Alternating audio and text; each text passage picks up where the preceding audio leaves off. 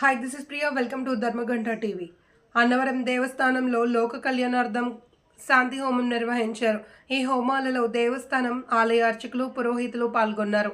దేశంలో కొనసాగుతున్న ప్రకృతి వైపరీత్యాల వలన జరిగే నష్టాల నుండి బయటపడాలి అని, ప్రజలకు శాంతి చేకూరడమే ఈ హోమం సంకల్పమని వేద పండితులు తెలిపారు.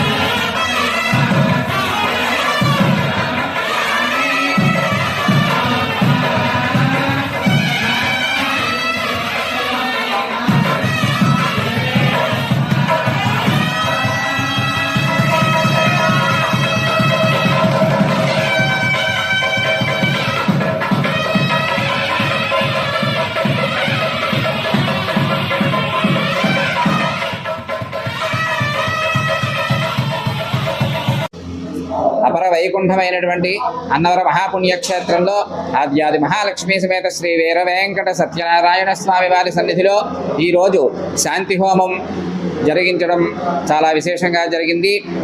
ఈ శాంతి హోమం లోక కళ్యాణార్థం, భక్తజన సంరక్షణార్థం, అపరాధ నివారణార్థం ఈ శాంతి హోమాన్ని ఇక్కడ నిర్వహించడం జరిగింది.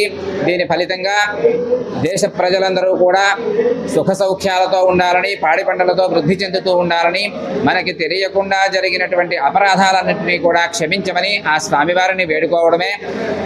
ఈ శాంతి హోమాన్ని ఎవరైతే చూస్తారో వారందరికీ కూడా స్వామివారు సకల సౌభాగ్యాలను, కృపను కలిగిస్తారు.